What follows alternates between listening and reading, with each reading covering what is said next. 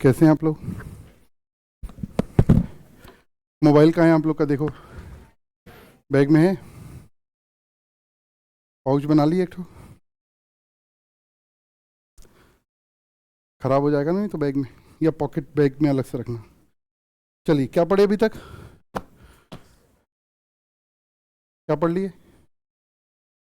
पूछताछ करूं थोड़ा? टेंशन तो नहीं है कोई? तो चलो पूछताछ के लिए माइक दो थोड़ा। इस साइड से कल किए थे पूछताछ, इधर पीछे चला दे दो लास्ट में। छोटे छोटे क्वेश्चन रहेंगे सर, टेंशन नहीं लेना।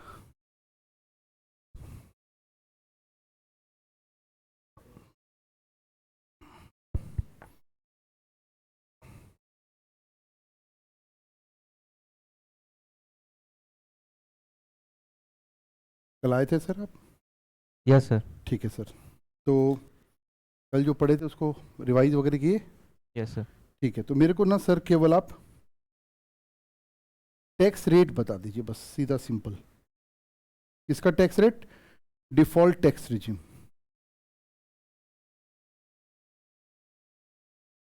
सर 0 से लेके 4 लाख तक नील है। एक मिनट सर, 0 से 4 लाख 4 लाख क्या क्या चीज? 0 से 4 लाख क्या चीज? टैक्स रेट नील है। नहीं नहीं, वो तो नील है, आप लोग बताना नहीं ना। 0 से 4 लाख क्या चीज होनी चाहिए? Income, total income. Total income. Income नहीं, क्या है? Total total income. इनकम।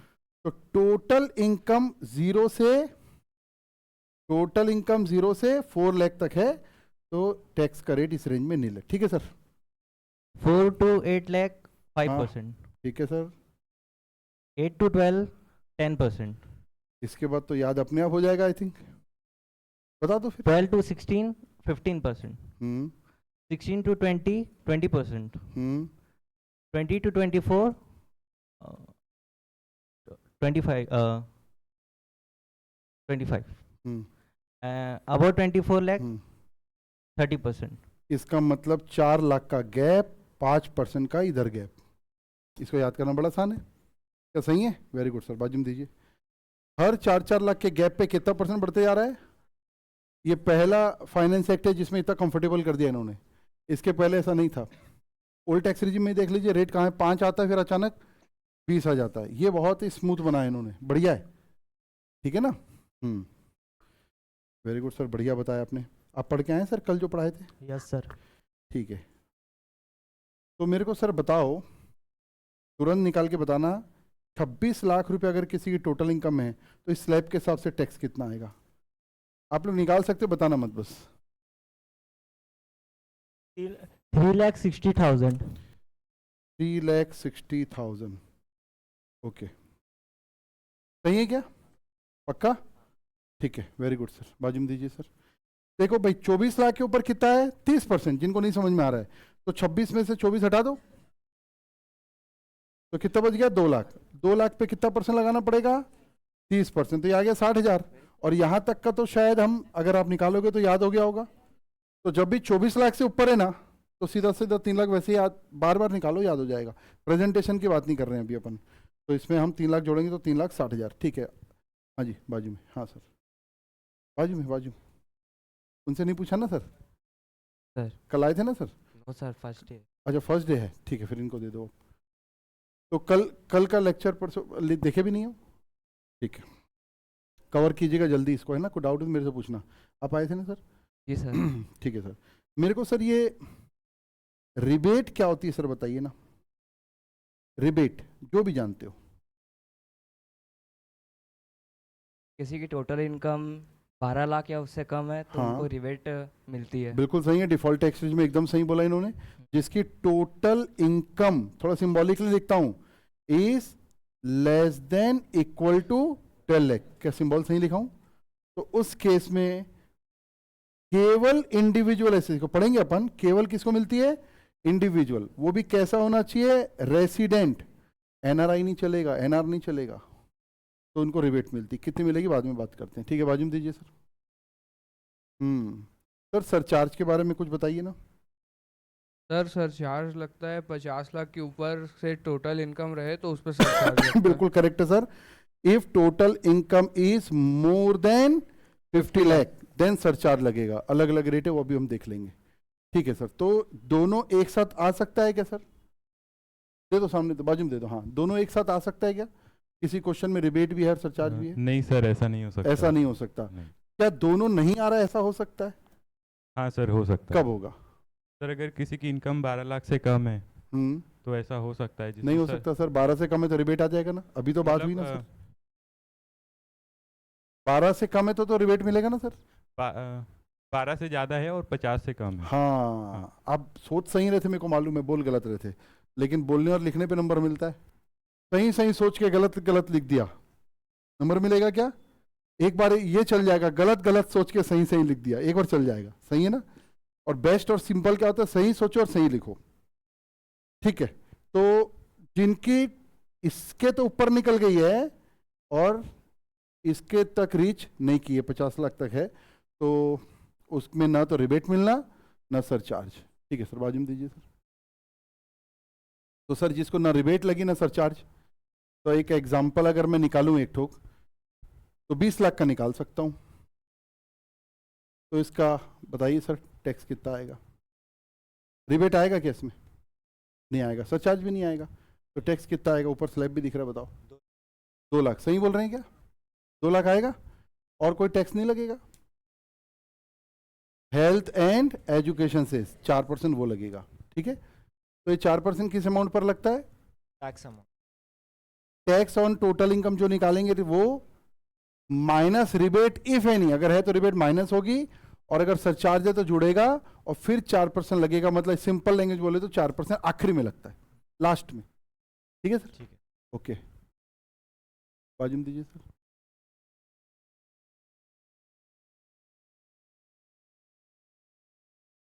क्या पूछा जाए इनसे?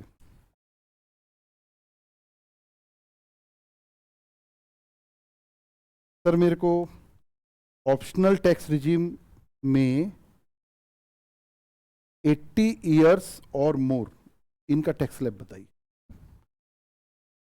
ऑप्शनल टैक्स रिजीम समझ गया ना? हाँ, अगर किसी एसएससी की टोटल इनकम नील से 5 लाख तक है नील से 5 लाख तो टैक्स नहीं लगेगा उसको। At the rate of nil. At the rate nil. अगर 5 लाख से 10 लाख है तो 20%। हम्म, और अगर 10 लाख या उससे ज़्यादा है हम्म। तो 30%। 10 लाख से ज्यादा है तो हाँ, total 30%। income। करेक्ट है क्या? बिल्कुल सही है, सामने दीजिए सर। 60 इयर्स वाले के लिए क्या रेंज है सर? जिसकी 60 इयर्स हुई है लेकिन 80 नहीं पहुंची। सर 2.5 लाख पे नील है।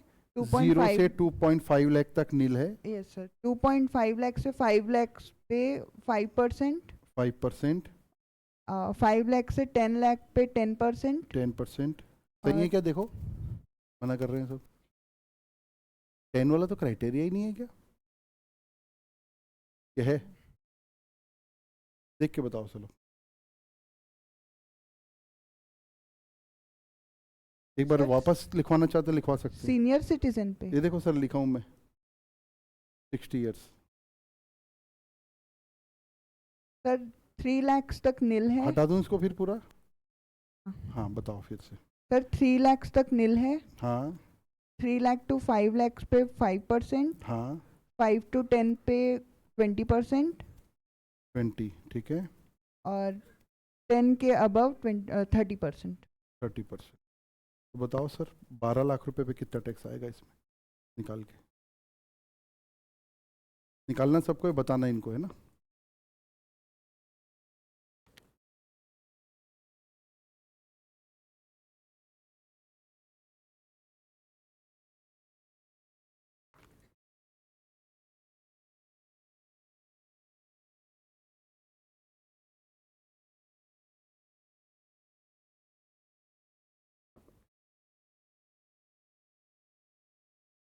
कितने लोग ने निकाल लिया?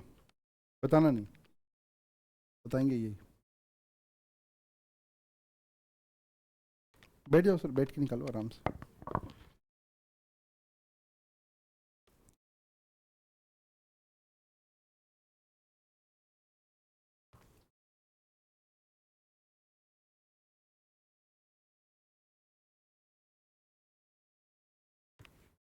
सर 1,70,000। 170। रिबेट मिलेगा क्या sir? Yes sir. Optional tax regime में लिमिट 5 लाख है। कितनी लिमिट है? 5 लाख। तो रिबेट नहीं मिलेगा। सरचार्ज लगेगा? सर ऑप्शनल में सरचार्ज की लिमिट सेम है, नहीं लगेगा, तो 4% बस जुड़ेगा। क्लियर है क्या पॉइंट ये? ठीक है, चलो आगे चलते, बंद कर दीजिए माइक। हम ये पढ़ रहे थे कल स्पेशल रेट्स, मतलब शुरू करने वाले थे, ध्यान है क्या?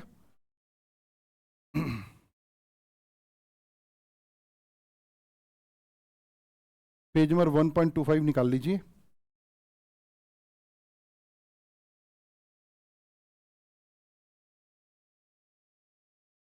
क्या लिखा देखिए, the above tax rate, page number मिल गया सबको? 1.28, पेज नंबर 1.28 आ गया क्या? The above rate as prescribe by finance act 2025, जो आप रेट पढ़ रहे थे वो कहां पर दिया हुआ है? इनकम टैक्स एक्ट में दिया है क्या? नहीं। जो स्लैब रेट्स पढ़ रहे थे कहां दिए हैं? फाइनेंस एक्ट में। ठीक है। However in respect of certain type of income, कुछ खास इनकम एज मेंशन बिलो, जो नीचे दी हुई है 6 टाइप की इनकम पढ़ेंगे, the income tax act 1961 has prescribed specified rate. तो जो हम यहाँ नीचे स्पेशल इनकम पढ़ने हैं वाले हैं, इसका रेट फिर फाइनेंस एक्ट में नहीं है, कहां दिया हुआ है? इनकम टैक्स एक्ट में दिया है, और एक्ट में दिया तो सेक्शन होगा, तो सेक्शन दिख रहा है आपको नीचे। ठीक है, क्या है देखते हैं। सबसे पहला ए पॉइंट सेक्शन 112, ये कौन सी इनकम पर tax? Long term capital gain. तो पहले थोड़ा सा ब्रीफ कर लेते, क्योंकि कैपिटल गेन चैप्टर तो हम बाद में पढ़ेंगे।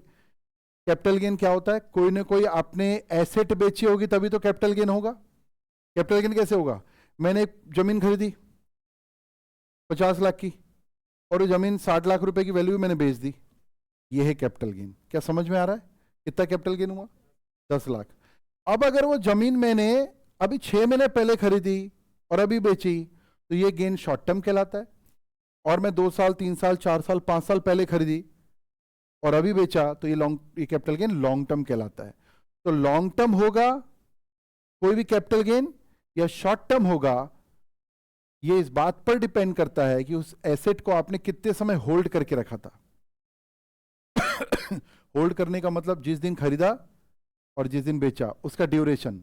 इसको टेक्निकली, हालांकि कैपिटल गेन चैप्टर में सीखेंगे, मैं थोड़ा ब्रीफ कर रहा हूं। इसको टेक्निकली बोलते हैं पीरियड ऑफ होल्डिंग। क्या बोलते हैं? Period of holding. तो जो फाइनेंशियल एसेट होती है ना, कॉमन सेंस में बता रहा हूं, बहुत एग्जैक्ट प्रोविजन तो कैपिटल गेन में ही पढ़ाऊंगा। जो फाइनेंशियल एसेट होती है ना, शेयर वगैरह हो गया, इसमें पीरियड ऑफ होल्डिंग 1 साल से ऊपर पे लॉन्ग टर्म होती है। और जो रियल इस्टेट वगैरह होती है, प्रॉपर्टी वगैरह है, इस पे लॉन्ग टर्म होती है 2 साल से ऊपर में। ठीक है ना। और कुछ खास केस में 3 साल का भी टाइम है, लेकिन उस पर नहीं जाते। तो आपको ये तो समझ में आ गया ना लॉन्ग टर्म क्या होता है। If the period of holding is more then desired time, 1 year or 2 year or 3 year, then it will be long term. If the period of holding is not more than that, it will be short term. कैसा capital gain? Long term. तो पक्का है कि ये कुछ ना कुछ बेचा होगा आपने एसेट। टेक्निकली एसेट की जगह कैपिटल गेन चैप्टर्स को एसेट नहीं बोलता, टेक्निकली बोलता है कैपिटल एसेट। हम एसेट बोल सकते हैं, लेकिन कैपिटल गेन चैप्टर्स को क्या बोलता है? Capital asset. जो आपके माइंड में एसेट आ रही है वही कैपिटल एसेट है, कोई खास बात नहीं है। क्या क्या कैपिटल एसेट हो सकती है? आप जमीन बेच दो, घर बेच दो, ज्वेलरी बेच दिया, है ना, शेयर बेच दिया, डिवेंचर्स बेच दिया, फाइनेंशियल एसेट हो गई। एनी कैपिटल एसेट, कोई भी एसेट आप बेच दो, asset is a capital asset, ऐसा मान लो फिलहाल के लिए, है ना।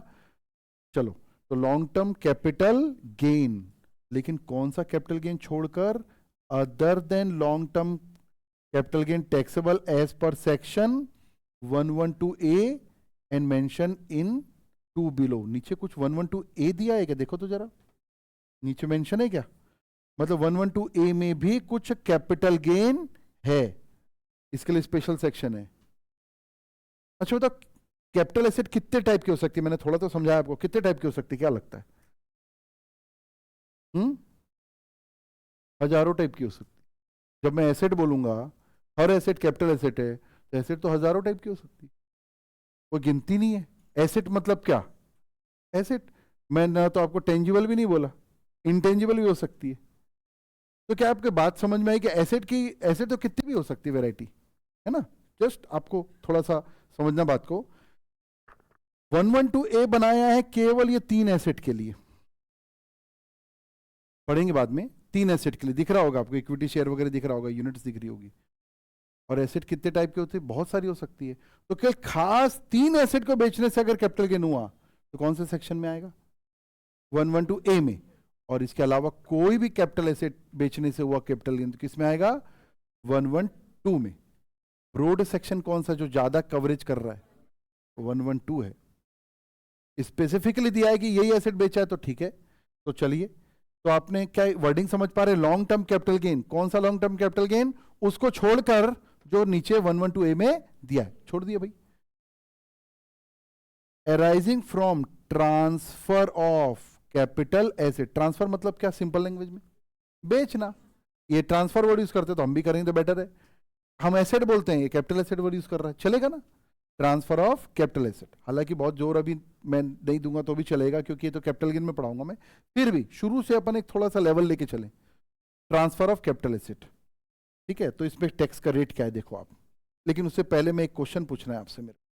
ये जो स्पेशल इनकम है, आप टोटल इनकम समझ गए क्या? दिमाग में आ रही टोटल इनकम क्या होती है? वो जो टोटल इनकम है उसमें ये लॉन्ग टर्म कैपिटल गेन शामिल है या नहीं, ये बता दो। कितने लोगों को लगता है शामिल है? ओके, कैसे? क्या सोच के बोले? क्या सोच के बोले मैडम?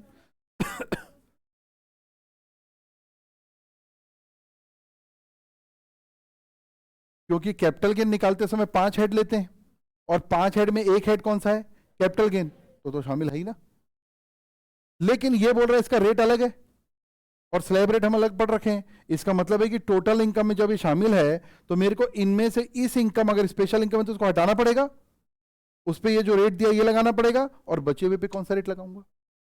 Slab rate. इतना समझ पा रहे हैं ना? बाइफरकेट करना पड़ा, दोनों टैक्स को जोड़ लेंगे फिर। चलो ठीक है। From transfer of any land और बिल्डिंग और बोथ। लैंड बिल्डिंग तो इसी में आएगी ना भाई। नीचे में कौन सा आ रहा है देखो तो एक बार। इक्विटी शेयर, समझते हैं शेयर। फिर units of equity oriented fund. Fund मतलब कौन सा फंड मालूम है? Mutual fund. क्या म्यूचुअल फंड वर्ड सुना है कभी? ब्रैकेट में लिखता हूं, फंड का मतलब यहां पर जो लिखा है, फंड का मतलब इज इक्वल टू, आप लिखिए म्यूचुअल फंड।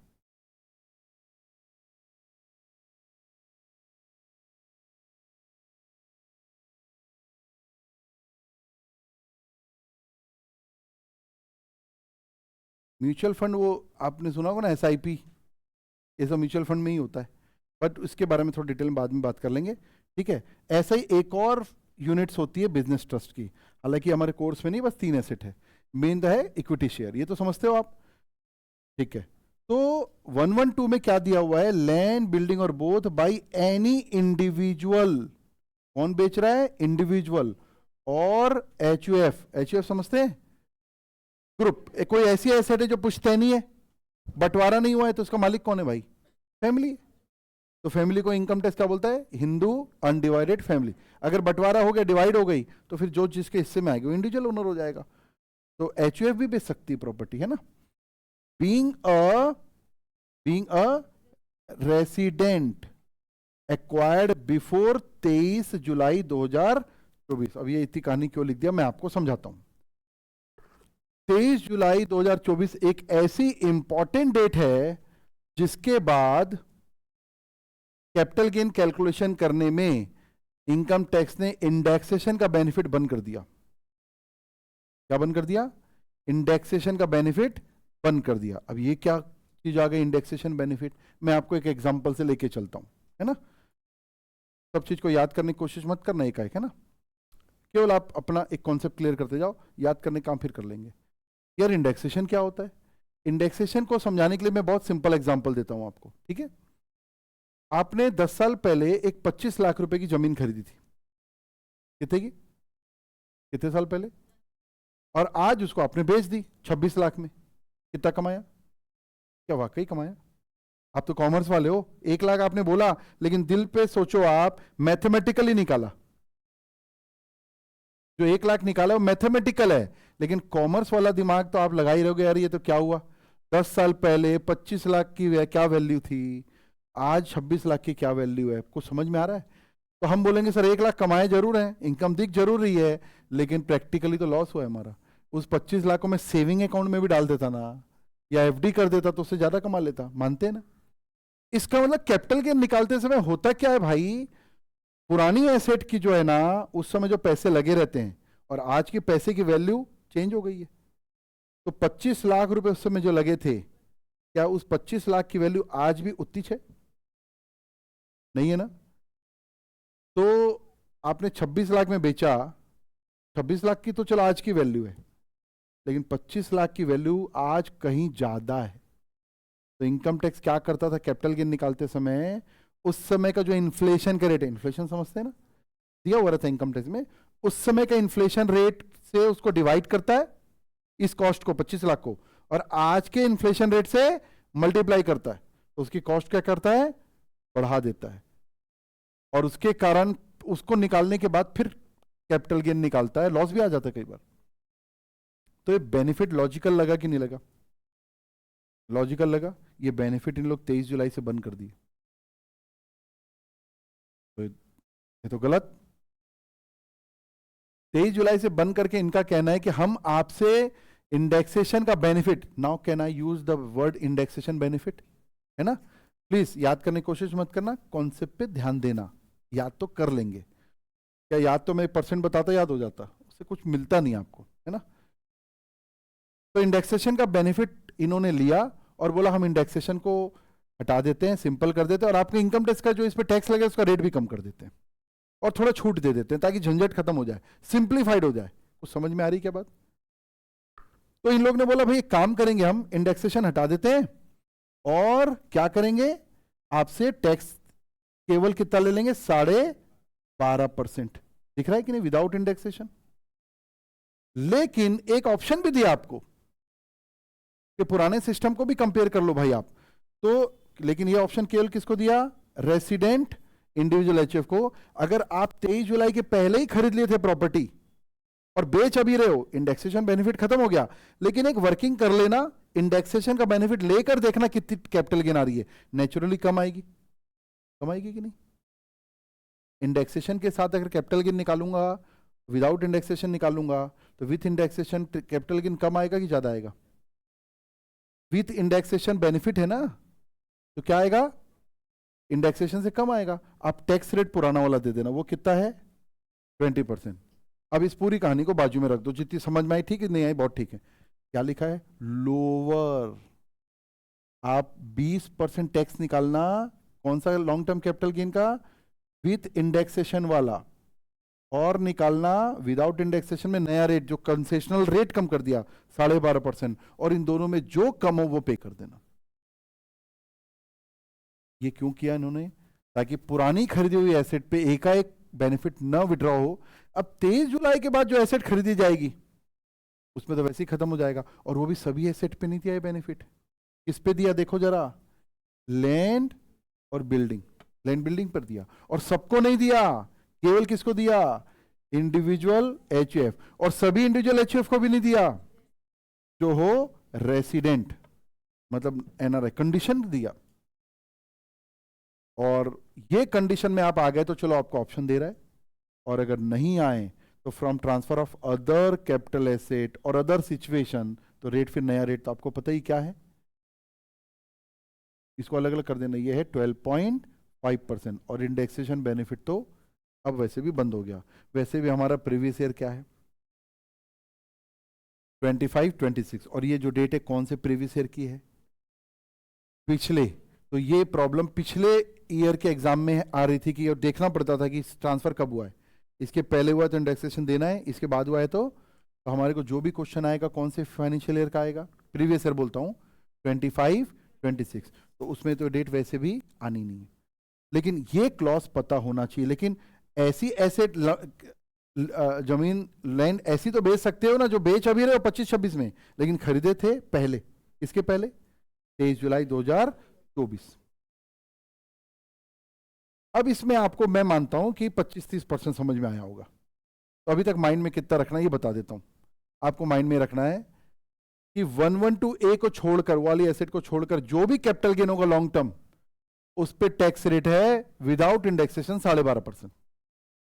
और एक खास सिचुएशन में, जो ऊपर वाली है, एक खास सिचुएशन में आपको विथ इंडेक्सेशन 20%, विदाउट इंडेक्सेशन 12.5% एक ऑप्शन दे रहा है, और नेचुरली दो ऑप्शन का टैक्स आएगा तो मैं कौन सा सेलेक्ट करूंगा? लोअर सेलेक्ट करूंगा। इतना तो समझ में आ रहा है, बाकी तो क्वेश्चन बना के ही सीखेंगे। अभी तो मैं केवल रेट आपको सर्व कर रहा हूं, लेकिन रेट बताते समय केवल रेट नहीं बताना चाहता, थोड़ा थोड़ा कॉन्सेप्ट भी बताना चाहता हूं। कोई डाउट फिलहाल इस डिस्कशन में? कोई छोटे मोटे डाउट आ रहे होंगे? आगे बढ़े, ठीक है?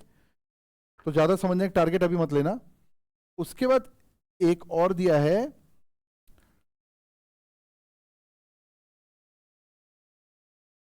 Second part, long term capital gain arising from transfer of unlisted securities. Unlisted मतलब जो शेयर मार्केट में लिस्टेड नहीं है, और shares of a company in which public are not substantially interested. कैसी कंपनी हुई? पब्लिक इंटरेस्टेड नहीं है उसमें, प्राइवेट कंपनी। सिंपल लैंग्वेज में क्या बोल सकता हूं मैं? Private company. By non resident SSC. तो एनआर के लिए, नॉन रेसिडेंट मतलब जिसको हम कॉमन लैंग्वेज में एनआरआई बोलते हैं, इनकम टैक्स क्या बोलते हैं उसको? Non resident. नॉन रेसिडेंट मतलब नॉन रेसिडेंट इंडियन बोलते हैं अपन, तो ये बोलते हैं नॉन रेसिडेंट, है ना? तो केवल इनके लिए एक प्रोविजन बनाया, अगर इन लोग ये एसेट बेचते हैं तो यहां पर है 12.5% सेम रेट है, विदाउट इंडेक्सेशन। इंडेक्सेशन तो वैसे भी बंद हो गया, इनके लिए भी बंद हो गया, है ना? और ऑप्शन भी दे रहा है, तो रेसिडेंट के लिए दे रहा है। साथ में एक चीज और लिखी है, एंड फॉरेन करेंसी फ्लक्चुएशन। क्या फॉरेन करेंसी फ्लक्चुएशन वर्ड समझते हो आप? हाँ, Indian rupees versus foreign rupees का जो एक्सचेंज रेट का डिफरेंस है। तो ये जितने भी एनआरआई है ना, ये इंडिया में पैसे लगाने से डरते हैं एक कारण से, फॉरेन करेंसी एक्सचेंज के कारण।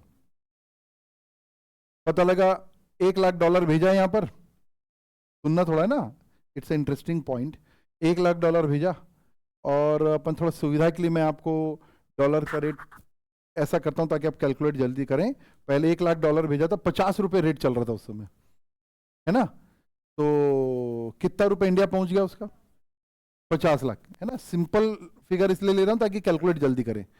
$1,00,000 भेजा इन्वेस्ट करने के लिए एनआरआई, यहां कितने रुपए कन्वर्ट हो गए 50 रुपए से? 50 लाख। कैलकुलेट कर पाए?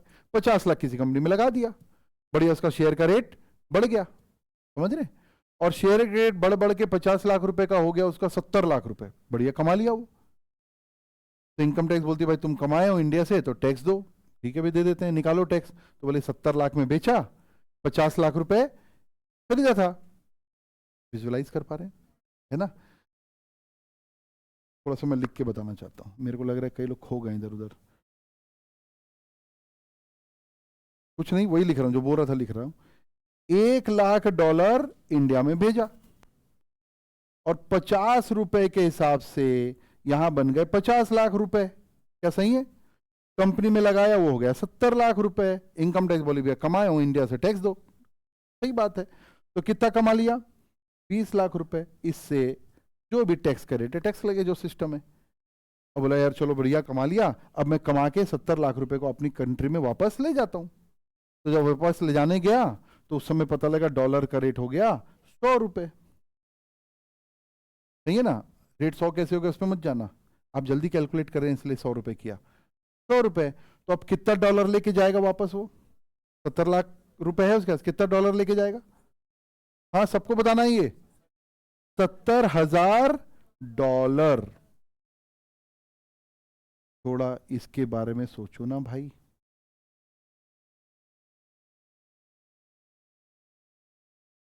कभी खुशी कभी गम। कुछ समझ में आया क्या हुआ इसके साथ? इंडिया में इंडियन करेंसी में तो दिख रहा है 20 लाख रुपए कमाया और गवर्नमेंट टैक्स भी ले ली, और जब वो उस पैसे को 70 लाख को वापस अपनी कंट्री में ले जाने गया तो due to the currency fluctuation, दिख रहा है कि नहीं, वो कुल मिला के तो जब अपनी कंट्री में उसके पैसे पहुंचेंगे, बोले यार मैं तो ठगा गया। $1,00,000 लगाया था और मेरे जेब में कितना है? $70,000। कितने डॉलर का नुकसान हुआ उसका? $30,000। सही है ना? और इनकम टैक्स डिपार्टमेंट ने टैक्स भी ले लिया अलग से। तो क्या ऐसे जगह ऐसा पैसा इन्वेस्ट कोई एनआरआई करेगा क्या? नहीं करेगा। तो ऐसे एनआरआई का पैसा हमको चाहिए कि नहीं चाहिए? एनआरआई के पास बहुत पैसा है कि नहीं है? है। कैसे आ गया यार इतना पैसा इनके पास? है तो इंडियन ही है, कैसे आ गया? हाँ, तो अब्रॉड में क्यों इतना पैसा इनके पास कहाँ से? हमारे पास क्यों नहीं है? देश छोड़ के जो गया है उसका माइंड कितना स्ट्रांग होगा, सोचो यार। गांव छोड़ के नहीं आ पाता जो, समझना बात को। ऐसा क्यों होता है कि यार उनके पास इतना पैसा आ जाता है, तो अपना गांव छोड़ के शहर आ गया, शहर छोड़ के बड़े शहर चला गया, उसको कोई ऑब्सेशंस नहीं है, अपने होम सिकनेस नहीं है उसको, है ना? अदर देन इनकम टैक्स बता रहा हूँ मैं आपको। तो भैया उनकी लॉबी अलग रहती है, सोच अलग रहेगी, काम की स्पीड अलग रहेगी, टाइम मैनेजमेंट अलग रहेगा, समझ रहे हैं? और जिनके बीच में वो रह रहे हैं वो कौन है? एनआरआईज।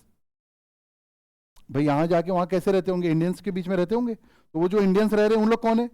वो भी एनआरआई है। तो लाइक माइंडेड लोग रह रहे हैं तो और बूस्ट हो जाते हैं। उनका नेटवर्क कैसा रहता होगा? World wide. नेटवर्क कैसा रहता होगा? World wide. एक फ्रेंड बोलता होगा यार मेरा वहां पर ऐसा हो रहा है, अरे सिंगापुर में मैं काम करा देता हूँ तेरा, मेरे एक लीड है। मेरी बात समझना, हम अपने गांव से हमारा दिमाग बाहर नहीं निकल पा रहा है। इस बात को अलग से पोटली में रख लेना, बाद में बात करेंगे, ठीक है? इसकी समस्या समझ में आई क्या? इसकी समस्या समझ में आई? तो इंडियन इनकम टैक्स डिपार्टमेंट इनको मनमोहन सिंह के जमाने से, मनमोहन सिंह समझ गए ना? मनमोहन सिंह का जमाना मतलब प्राइम मिनिस्टर वाला जमाना नहीं।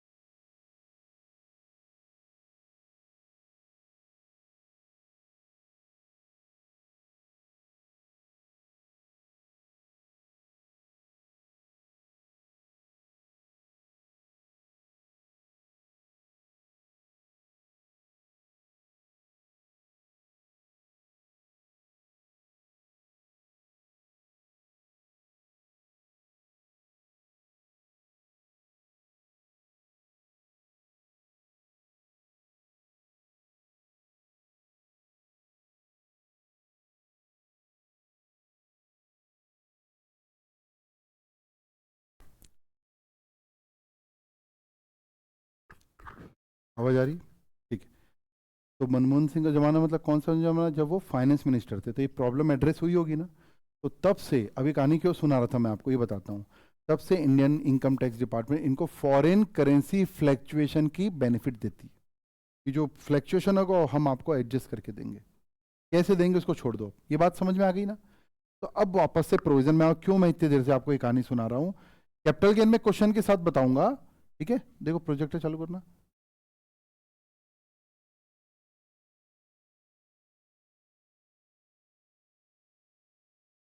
तो उसमें देखो, आप जब तक देखो अपने नोट्स में, नोट्स है ना, उसमें क्या लिखा हुआ है? ये नॉन रेसिडेंट जब ये सब शेयर बेचेंगे तो उनका टैक्स रेट 12.5% रहेगा, लेकिन उनको कंसेशनल रेट है 12.5%। कंसेशनल रेट है, समझ में आ रहा है कि नहीं आ रहा है आपको? यार स्लैब रेट देखो, एक लिमिट से ऊपर में कहाँ चले जाता है? 30% के ऊपर 30% ले जाता है। ये कितनी भी हो जाए इनका 12.5% है। कंसेशनल रेट है, फील हो रहा है कि नहीं? लेकिन बोल रहे भैया कंसेशनल रेट देंगे, लेकिन आपको इंडेक्सेशन का बेनिफिट और वो जो करेंसी फ्लैक्चुएशन जो मैं आपको अभी बताया उसका बेनिफिट वो नहीं देंगे। सीधा सीधा कैपिटल गेन निकालेंगे और 12.5% लेंगे। Income tax in a process to simplify the act. Act को क्या कर रही है? सिंप्लीफाइड कर रही है। चेक करो एक बार, सेक्शन 112 देखो, यही थोड़ा सा एक वैरायटी है, बाकी तो सीधा रेट पढ़ना है बस। एक बार आप खुद से पढ़ो, 30% समझ में आएगा तो उसको 35% करने की कोशिश करो। 100% हम करते रहेंगे।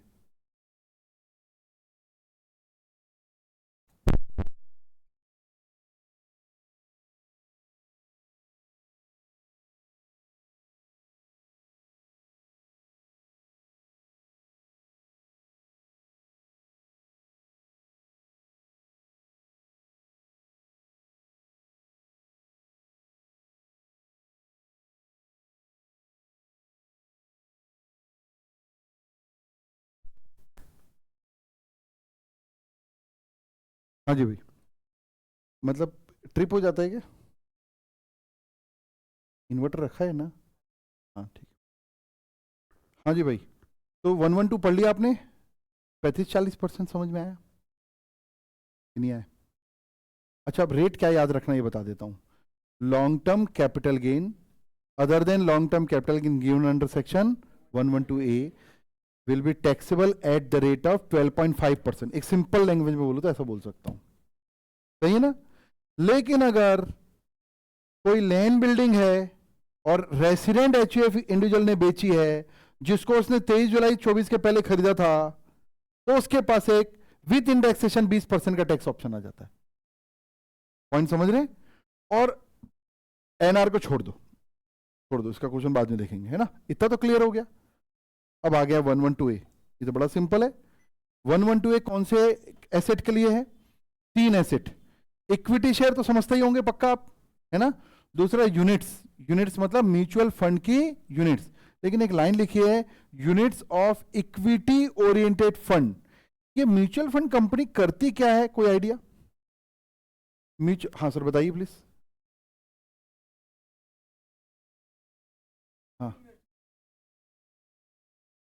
हाँ, तो आप मतलब आप म्यूचुअल फंड कंपनी हो, तो मैं आपके कंपनी में पैसे लगाऊंगा, उस पैसे को आप क्या करोगे? शेयर मार्केट में लगाओगे। बोलूं सीधा सीधा, ऐसा ही है ना। अब शेयर मार्केट में शेयर्स में लगाते हो, इक्विटी में लगाते हो, डेप में लगाते हो, डिबेंचर करते हो, कंपनी डिपॉजिट करते हो, बॉन्ड में लगाते हो, कुछ भी कर सकते हो आप, सही है ना। तो मैंने जो आपकी कंपनी में पैसे लगाए, तो मेरे को आप शेयर इशू करोगे कि नहीं? भाई मेरे को तो कुछ किसी कंपनी में मैं पैसा लगाता हूं तो मेरे को शेयर इशू होता है कि नहीं होता है? होता है ना। आप क्या इशू करोगे बता दो बस। यूनिट्स इशू करेंगे। वो यूनिट्स दिख रहा है? म्यूचुअल फंड कंपनी, जब आप किसी कंपनी में बैठिए, आप सही बोल रहे थे, जब आप कोई कंपनी में पैसे लगाते हैं तो आपको क्या इशू करती है? वो शेयर। और म्यूचुअल फंड कंपनी में पैसे लगाते हैं तो शेयर इशू नहीं करती, वो शेयर ही है, लेकिन उसको क्या बोलते हैं? यूनिट्स। जब आप एसआईपी में, एसआईपी सुने ना, एसआईपी में पैसे लगाते हो तो वो म्यूचुअल फंड कंपनी में ही लगता है और वो आपको यूनिट ही इशू करती है। समझ में आ रही बात? तो unit is like a share of a mutual fund company, but share ना बोलकर क्या बोलते हैं? यूनिट्स। अच्छा, म्यूचुअल फंड कंपनी में भी क्या एक ही जैसा इन्वेस्टमेंट पैटर्न है क्या उनका? कोई ऐसा म्यूचुअल फंड कंपनी होगी जो ज्यादातर पैसा शेयर में लगाती होगी? शेयर में ज्यादा लगाना रिस्की है कि डिबेंचर में रिस्की है? शेयर्स में। कुछ ऐसी कंपनी होगी जो सेफ चलती होगी, जो डिबेंचर्स में डेप्थ में ज्यादा पैसा लगाती होगी। तो यहां पर कौन से म्यूचुअल फंड की यूनिट्स में खरीद रहा हूं? अब पढ़ो, of equity oriented fund. Fund का मतलब वही म्यूचुअल फंड कंपनी, फंड मतलब म्यूचुअल फंड। तो कई सारी स्कीम में मेरा कौन सा यूनिट है? एक ऐसे म्यूचुअल फंड कंपनी का यूनिट है जिसका ज्यादातर पैसा कहां लगा हुआ है? इक्विटी शेयर में। तो कुल मिलाकर मैं भले यूनिट खरीद रहा हूं, लेकिन मेरी यूनिट के माध्यम से पैसा लग कहां रहा है? इक्विटी शेयर में। आपको समझ में आ रही बात? पहले पॉइंट पे क्या इक्विटी शेयर, दूसरे पॉइंट में इनडायरेक्टली इक्विटी शेयर। ठीक है, अब भले रटना रट लो यूनिट्स, है ना, लेकिन धीरे धीरे धीरे अपग्रेड करोगे ना, आपको पिक्चर बनेगी माइंड में। 6 ही तो स्पेशल इनकम पढ़नी है, कितनी पढ़नी है? उसमें भी 3 ही है। इतना समझदारी होनी चाहिए हमारे में। यूनिट्स, ठीक है भाई। और एक बिजनेस ट्रस्ट की यूनिट है, इसको मैं एक्सप्लेन नहीं करूंगा क्योंकि मेरे को पढ़ना ही नहीं है कुछ भी इसमें, हमारे कोर्स में नहीं, फाइनल के कोर्स में। बिजनेस ट्रस्ट या फाइनल कोर्स तो कुछ होता है, समझ लो, है ना। ये 3 एसेट को बेचने से क्या हुआ भाई आपको? Long term capital gain. ठीक है, और कुछ कंडीशन देखते हैं। तो यहाँ टैक्स का रेट देखो, 12.5% on long term capital gain more than 1.25 lakh. कुछ ज्यादा ही कंसेशनल रेट है। मतलब अगर आपको 2 लाख रुपए कैपिटल गेन हुआ तो सबसे पहले क्या करेगा? ये 1,25,000 हटा देगा, उस पर टैक्स ही नहीं लेगा। और 1,25 के ऊपर कितना बच गया? 75,000, उस पर कितना टैक्स आएगा? 12.5%। कुछ समझ में आ रही बात? तो मैं एक छोटा सा एग्जाम्पल जनरेट करूं क्या? आप भी कर लो। तो नीचे example, if long term capital gain under section 112A is rupees 2 lakh, then tax कितना आएगा? Tax will be 2 lakh minus 1.25 lakh into 12.5%, 75,000 का ये आ जाएगा 9375। छोटा सा एग्जांपल डाल दो तो उसको बहुत ज्यादा कोई कॉम्प्लिकेटेड है नहीं, ये और ज्यादा कंसेशन हो गया। सोचो रिटेल इन्वेस्टर के लिए, जो छोटे इन्वेस्टर है, जिनकी कैपिटल गेन, शेयर वेयर की कैपिटल गेन 50,000, 25,000, लाख रुपए, 1.25 लाख रुपए तक आती है, उसको तो टैक्स लगेगा ही नहीं। ये तो टैक्स फ्री हो गई हमारे लिए। ये तो फिर भी अभी इतना तो लग रहा है, फरवरी 2018 के पहले, मतलब 31 जनवरी 2018 तक पूरी तरीके से एग्जेम्प्ट था ये इनकम, समझ रहे? फरवरी 2018 तक ये एक सेक्शन था, सेक्शन 10 क्या होता है? Exemption.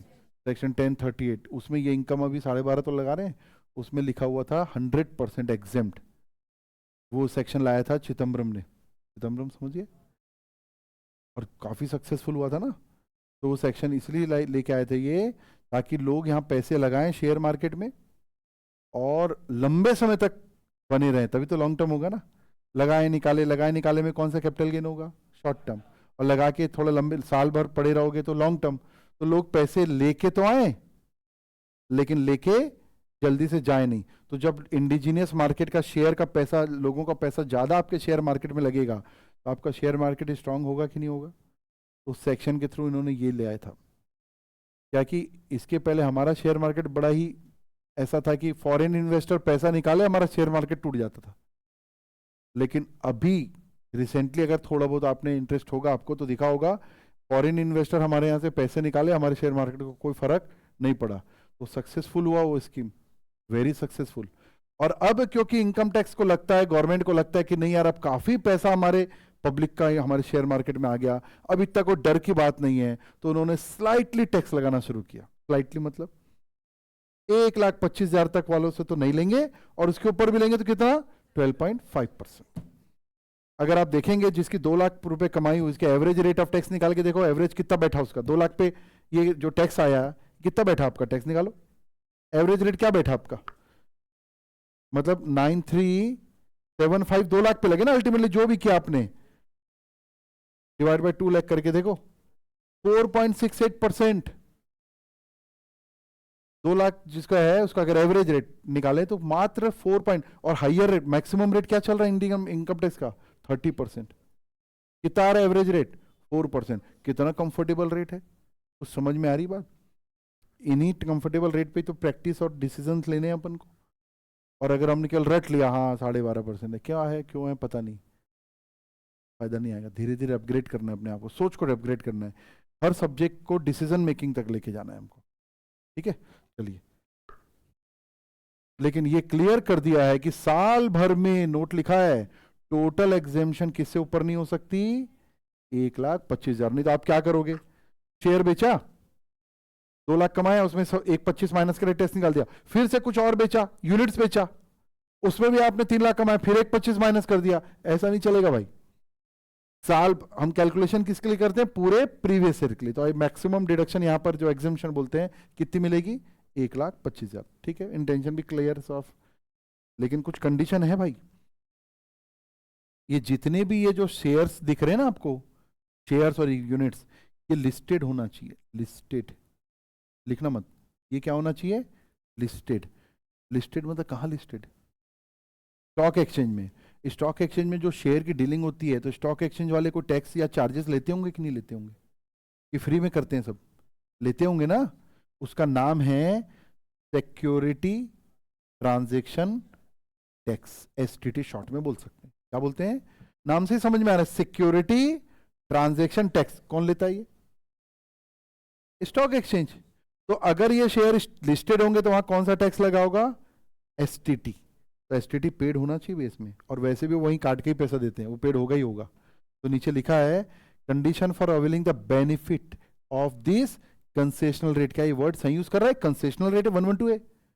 Concessional rate is that security transaction tax should have been paid. ठीक है, लिस्टेड है तो पेड होगा। और इक्विटी शेयर में लिखा है कि खरीदी के समय भी पेड होना चाहिए और बेचने के समय भी पेड होना चाहिए। और अदर के लिए लिखा है ट्रांसफर के समय पेड होना चाहिए कम से कम। हो सकता है खरीदी प्राइवेटली कर लिया हो और फिर लिस्टिंग में चला गया हो कंपनी, और फिर जब बेच रहे हो तो टैक्स लग रहा है। ठीक है, तो दो सेक्शन पढ़ लिया. 112A, long term capital gain on 3 asset.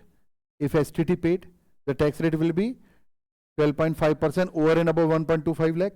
And other than that, long term capital gain chargeable under section 112. और इसमें कॉमन टैक्स रेट क्या है? 12.5%. स्पेशल कंडीशन को छोड़ो, लैंड होगा, ये होगा, तो फिर ऑप्शन है, छोड़ो. नाउ अगला सेक्शन है short term capital gain. Short term capital gain on transfer of वही वाली एसेट जो ऊपर अब पढ़ के आए 112A में. देखो वही एसेट है क्या? Equity share, units of equity oriented fund and units of business trust. सही है ना? और कंडीशन भी वही एसटीटी वाली है, बट मत पढ़ो उसको, अभी छोड़ दो. सेम लगभग वही कंडीशन है. तो अगर लॉन्ग टर्म हुआ तो ये वाली एसेट कहां जाएगी? वो 112A में. और शॉर्ट टर्म हुआ तो 111A में. टैक्स क्रेडिट देखो, गवर्नमेंट का इंटेंशन समझ में आया? वो क्या चाहते हैं? शॉर्ट टर्म रहे कि लॉन्ग टर्म? लॉन्ग टर्म से क्या होता है, गवर्नमेंट को क्या फायदा भाई? स्टेबिलिटी, शेयर मार्केट की स्टेबिलिटी. जो रोज खरीदी बिक्री कर रहा है शेयर, तो उसको कौन सा गेन हो रहा है? Short term. और जो पैसे लगाता है, लंबे समय तक रुकता है, फिर बेचता है, उसको कौन सा गेन हो रहा है? Long term. तो लॉन्ग टर्म में टैक्स का रेट 1.25 तक तो टैक्स ही नहीं है, उसके ऊपर फिर 12.5. और शॉर्ट टर्म में 20% ज्यादा रेट है. तो समझ में आ रही बात? तो गवर्नमेंट क्या चाहती है और क्यों चाहती है, समझ में आ रहा है? इससे आपको मेमोराइज करने में आसानी रहेगी. ऐसा क्वेश्चन नहीं पूछा जाता, इसका लॉजिक बताओ, ऐसा क्वेश्चन नहीं पूछा जाता. ठीक है ना? Capital gain close. Capital gain के 3 स्पेशल गेन क्लोज हो गया. अब आपको शायद ये समझ में आया होगा कि अगर एनालाइज कर पाए होंगे आपने, तो लॉन्ग टर्म कैपिटल गेन के लिए तो कंप्रेहेंसिव प्रोविजन बना दिया. किसी न किसी सेक्शन में आएगा, या तो 112A में नहीं आया तो 112 में आएगा. क्या शॉर्ट टर्म के लिए भी कंप्रेहेंसिव प्रोविजन बन गया? क्या कोई भी short term capital gain special income में ही आएगा, ऐसा बोल सकता हूं मैं? ये मैं क्वेश्चन ये पूछ रहा हूं, आपको पढ़कर कितना एनालाइज कर पा रहे हैं आप? क्या लगता है? और तो कोई सेक्शन है ही नहीं कैपिटल गेन का, खत्म हो गया. तो क्या मैं बोल सकता हूं, पहला क्वेश्चन, क्या मैं बोल सकता हूं long term capital gain special rate पे ही आएगा, चाहे 112 में आए चाहे 112A में आएगा? ये तो करेक्ट है ना? तो ये क्लेम मैं शॉर्ट टर्म गेन के लिए भी कर सकता हूं? नहीं कर सकता. क्यों? क्योंकि शॉर्ट टर्म का एक ही प्रोविजन है, और वो भी केवल कौन सी? 3 एसेट के लिए. एसेट तो और भी है. अगर मैंने जमीन बेचा, शॉर्ट टर्म कैपिटल गेन हुआ, तो टैक्स का रेट बताओ? Slab rate. मतलब उसके लिए कोई स्पेशल इनकम नहीं है. लोग क्या करते हैं अभी से बता देता हूं, और आप भी करोगे कई लोग. Short term capital gain on transfer of land, तो शॉर्ट टर्म देखते हैं और 20% लगा के आते हैं. क्या लगेगा 20%? नहीं.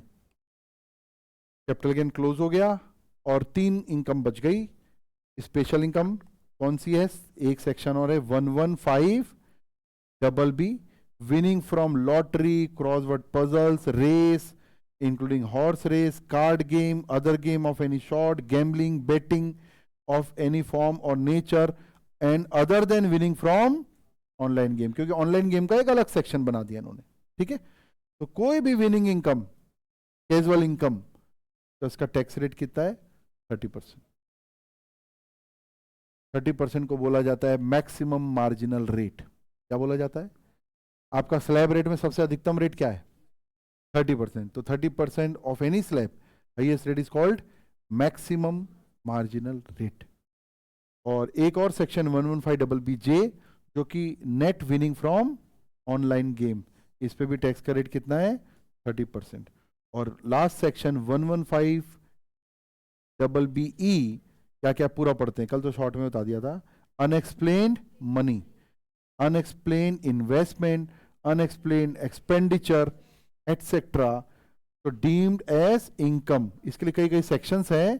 तो यहां पर ब्रैकेट में आप लिख लो अनडिस्क्लोज इनकम. एक वर्ड में लिख लो अनडिस्क्लोज्ड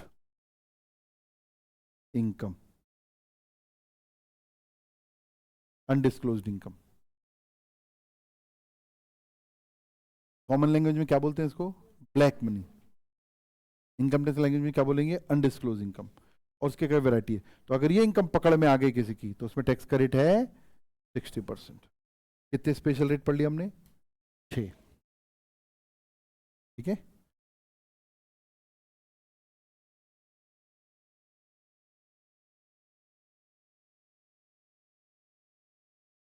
एक मैं आपको एग्जाम्पल बनाना चाहता हूँ, ये नीचे एग्जाम्पल दिख रहा है, कौन से बाद में बताऊंगा।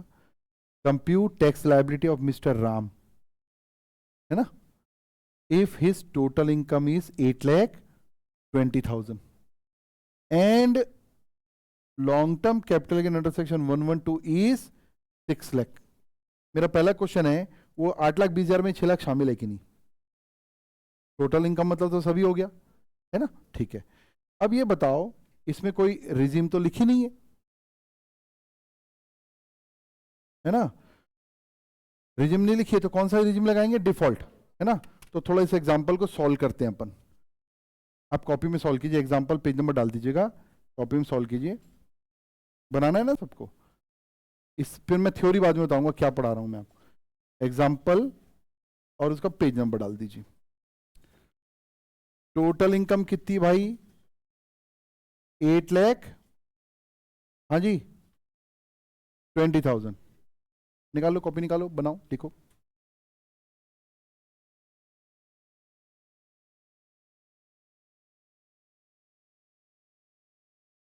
हेडिंग भी डालते हैं ना, कंप्यूटेशन ऑफ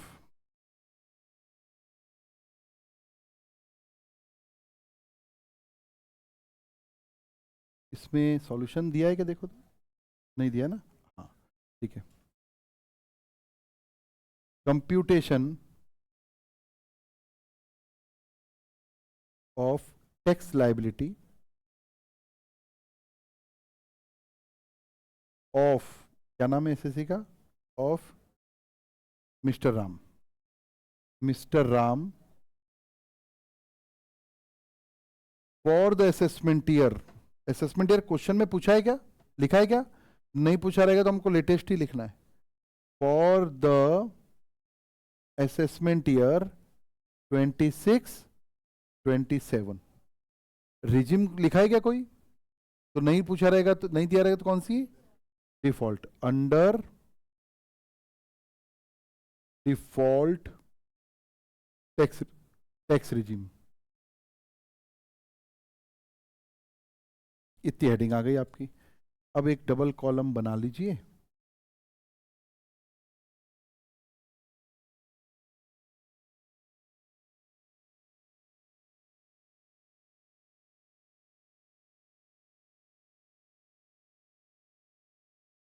ठीक है। अब सबसे पहले एक बार लिख देते हैं total income.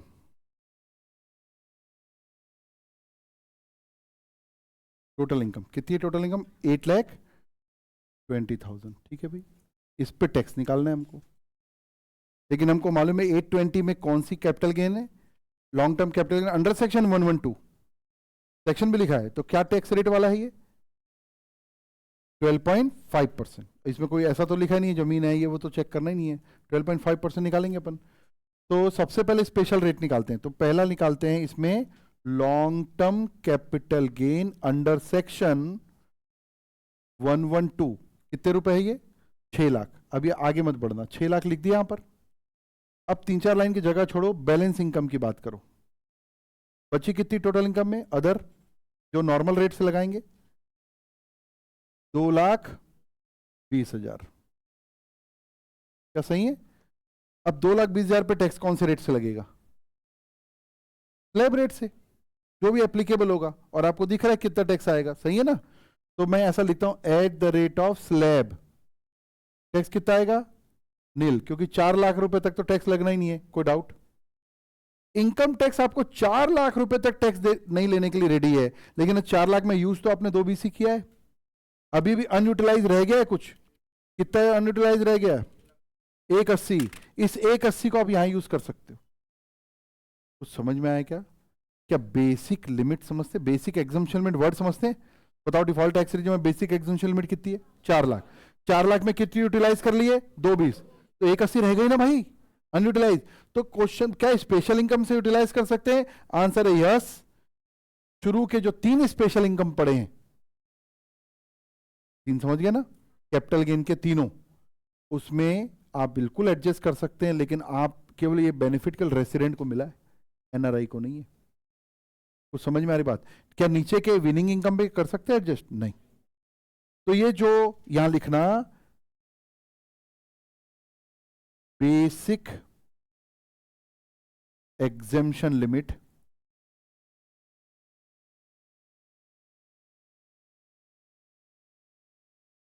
Limit 4 lakh less utilized in other income 2,20,000 is equal to 1,80,000. क्या कहलाएगा ये? अनयूटिलाइज्ड लिमिट या बेसिक लिमिट, ठीक है? और लेस कीजिए यहां पर, इसलिए टैक्स निकालने छोड़ दिया था मैं, लेस अनयूटिलाइज्ड बेसिक लिमिट कितना है? 1,80,000. तो कितना बच जाएगा हमारे पास? बच जाएगा 4,20,000. आ गया क्या?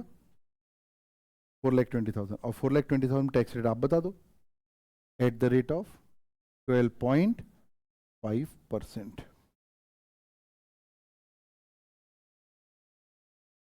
52,500. क्या क्लियर है?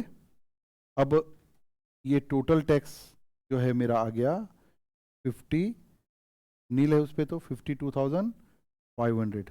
अब बताओ टोटल इनकम रिबेट मिलेगा क्या इसमें? हाँ ना, सोच लो, अपन तो पढ़ चुके हैं. रिबेट कब मिलता है? रिबेट जब टोटल इनकम 12 लाख से ऊपर ना हो. लेकिन एक कंडीशन मैंने बताया नहीं था आपको, अभी बता देता हूं. डिफॉल्ट टैक्स रिजिम में स्पेशल इनकम के जो टैक्स है, अगर स्पेशल इनकम का टैक्स है तो उस पर रिबेट नहीं मिलती. थ्योरी में लिखा हुआ है, ओरली बता रहा हूं फिलहाल. तो फाइनली यहां रिबेट मिलती, लेकिन क्योंकि ये 52,500 टैक्स नॉर्मल रेट है कि स्पेशल रेट है? स्पेशल रेट है, तो इस पे रिबेट नहीं मिलेगी. डिफॉल्ट टैक्स रिजिम में इन्होंने पूरे जितने स्पेशल इनकम है सबके टैक्स पे रिबेट हटा दिया. हालांकि ऑप्शनल पे केवल 112A के टैक्स पे हटाया है, बाकी पे रखा है, लेकिन इस पे पूरा हटा दिया. तो मैं लिखवाऊंगा आपको लेस, नहीं लाएगा भले रिबेट, लेस लिखो. रिबेट अंडर सेक्शन 87A, ठीक है ना? तो यहां लिख लो no rebate on tax on special income.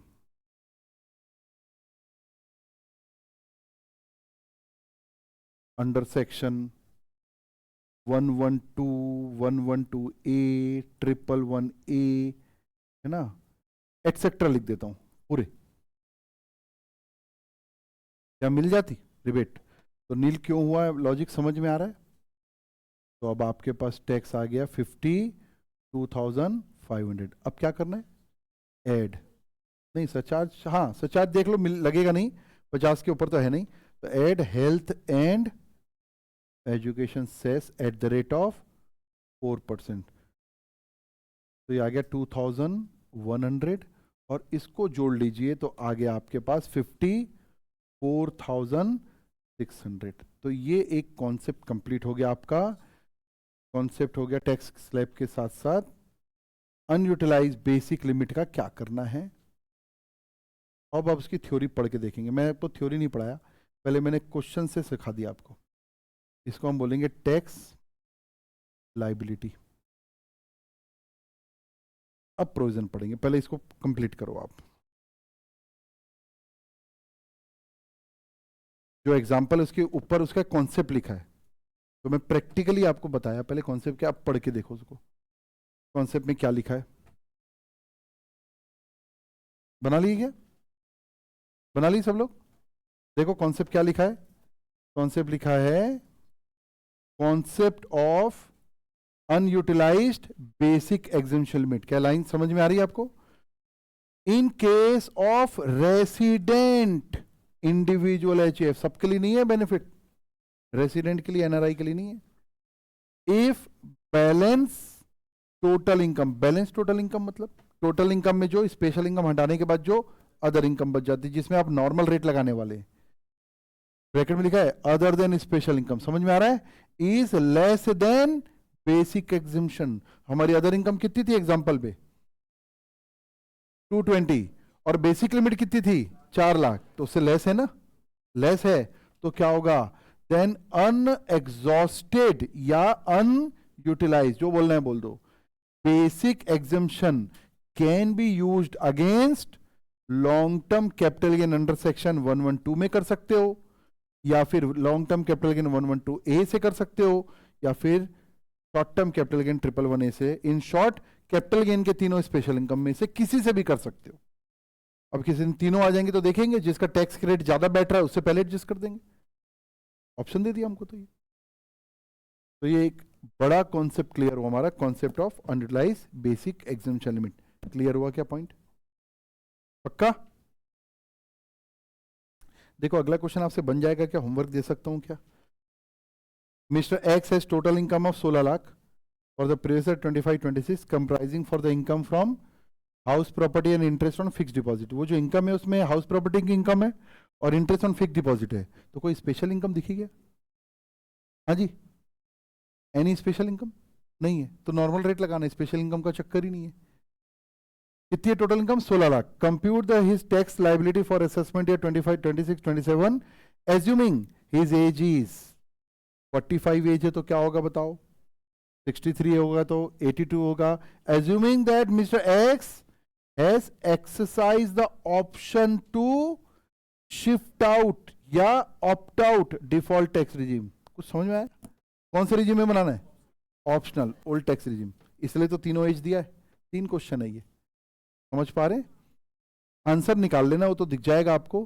Presentation मैं आपको भेजूंगा ग्रुप में, कॉपी में प्रेजेंटेशन एक देख के फिर खुद से बनाना, ठीक है? लिख दूं आज का होमवर्क? कितने लोग को लगता है बन जाएगा? ओके, और कितने लोग बनाएंगे? हाँ, अलग अलग क्वेश्चन है दोनों। जाना है सर कहीं? तो इसको लिखिए होमवर्क। हाँ सर, हाँ जय जय। नेचुरल कॉलिंग है, बिना पूछे भी जा सकते हो, कोई दिक्कत नहीं है ना, ऐसा टेंशन मत लिया करो, प्रेशर मत लिया करो ज़्यादा। क्या डेट है भाई आज? पक्का? मैं 2 डेट लिख देता हूँ, 12-11 जो सेलेक्ट कर लेना। लिख लो डेट, ऐसी जोक था यार। होमवर्क जब भी दूंगा तो टारगेट डेट लिखना है, इससे टारगेट क्रिएट होता है। आपकी जो रजिस्टर है कॉपी, उसमें सीरियली नंबर्ड होना चाहिए, है ना, सिस्टमेटिक रहना है। अब हमारी जो, आप लोग इंटर वाले हो ना, इंटर वाले हो ना, तो आप लोग का एक लेवल अप हो गया, समझ में आता है कि नहीं आता? अभी का एग्जांपल दे देता हूं। अभी मैं 12th की क्लास पढ़ा रहा होता, लाइट गोल होती तो क्या माहौल रहता? यहां कुछ हुआ कैसा? तो अब आपका जो है संपर्क, कोऑर्डिनेशन एक स्टेप अप लोगों के साथ है, उसका फायदा उठाना है ना। नाउ हमारे एक अपर लेवल पे हम काम करें, फाइनल में और लेवल बढ़ जाता है। अब इंटर के बाद आर्टिकलशिप में जाएंगे तो किस लेवल की ऑफिस ज्वाइन करते हैं उससे भी फर्क पड़ता है, समझ रहे हैं ना? धीरे धीरे बताऊंगा, अभी तो नॉलेज ही देना है मेरे को। The success is not all about knowledge, success is not all about knowledge, is still knowledge is important but it's not all about knowledge, है ना। कि आपने AIR ले आया तब आप बाकी पैरामीटर सक्सेस के छोड़ दिए, कोई काम नहीं आएगा। नंबर थोड़े कम है लेकिन मैंने बाकी पैरामीटर पूरा करते हैं, तो ये सिखाना है आपको, हमको धीरे धीरे ये भी सिखाना है। समझ में आ रही बात? तो हमारा ग्रुप, इनके बीच में हम बातचीत करते हैं, इस पे थोड़ा सा अवेयर रहिए। अब आप लोग बड़े हो गए हो, इस पे अवेयर रहिए। अब कोई फ्रेंड बदमाश है ही तो फ्रेंडशिप, फ्रेंड तो हर एक फ्रेंड जरूरी होता है, ऐसा थोड़ी फ्रेंडशिप तोड़ने बोल रहा हूँ, लेकिन उसके लिए आप जो है ना, आप एक्टिव रहना, आपको पता होना चाहिए। इससे मेरे को ज़्यादा नहीं सीखना है, इससे मेरे को ज़्यादा बैठना उठना है ना। ये चीज़ें धीरे धीरे अपने उसमें लाइए, क्लियर है? वैसे हर एक फ्रेंड जरूरी होता है, कोई बदमाश है, गुंडा बदमाश निकल गया जो यहाँ पे है ही नहीं, वो भी काम आएगा कभी आपके, ऐसा नहीं है, हर एक फ्रेंड जरूरी होता है, लेकिन ध्यान रखना धीरे धीरे इस क्लास से आपको न केवल इंटर की पढ़ाई करनी है, धीरे धीरे एक जैसे सब्जी में नमक डालते हैं ना, उतना सीखते जाना है और उसको डॉक्यूमेंट करते जाना है। आप में पूरा इंटर की क्लास के बाद पर्सनालिटी बदल जानी चाहिए आपकी हर मामले में। आर्टिकलशिप में जाओ ना तो बाकी आर्टिकल और आप में क्लियर डिफरेंस दिखना चाहिए, तो वहाँ सीखोगे भी ज़्यादा। आप वहाँ कोई ऐसा बैठ के बॉस पढ़ाएंगे तो नहीं, आपको वहाँ जाके घुस के सीखना पड़ेगा। आप ध्यान नहीं दोगे तो आपको क्लर्क वाले काम में लगा देंगे। अच्छा तो ये आ गया, एक काम कर बेटा, वो लेजर निकालना, वाउचर निकालना और उसको पूरा पूरा चेक कर ले, मतलब आपको टिकिंग के काम में लगा दिए। करना सब पड़ेगा एक बार, मतलब सवेरे शाम तक क्या कर रहे हो, 500 रुपये 500 रुपये 5000 रुपये 5000 रुपये, आपको लग रहा है मैं काम कर रहा हूँ, क्योंकि आपने वहाँ स्किल ही नहीं दिखाई, ध्यान नहीं दिया, तो धीरे धीरे आपको डिस्गाइज्ड अनएम्प्लॉयमेंट में आ जाओगे, आप छुपे हुए बेरोजगार बन जाओगे। दिन भर लगेगा काम कर रहे हो लेकिन कुछ आउटपुट निकलेगा नहीं, और वो कोचिंग सेंटर नहीं रहेगा, ध्यान रखना कि वहां पर कोई बैठ के आपको पढ़ाएगा। कैसे नहीं आए, क्यों लेट आए, टेस्ट क्यों नहीं दिए, कोई नहीं पूछने वाला। आपको बस धीरे से क्या कर दिया जाएगा, साइडलाइन कर दिया जाएगा, जिसका आपको खबर भी नहीं लगेगी। तो अपने आप को अपस्किल करना है, एक रातों रात नहीं करना, धीरे धीरे, बहुत धीरे धीरे। लेकिन धीरे धीरे करने का तरीका क्या है, एक बार जिस स्टेप में मैं आ गया ना फिर से बैक नहीं आऊंगा मैं। इसका तरीका क्या है, डॉक्यूमेंटेशन। जो सीखे हैं लिखना है, कहाँ लिखना है, नॉलेज तो मैं आपको डायरेक्ट कॉपी में लिखा रहा हूँ, इसके अलावा जिस टीचर से कुछ चीज़ ऐसी सीखते हैं जो हमारे प्रोफेशन के सक्सेस के लिए काम आएगी, इसको डेट वाइज धीरे धीरे लिखते जाना, और एक एक स्टेप, बहुत टाइम है अपने पास। ठीक है, कल देखते हैं, ये होमवर्क करके आना।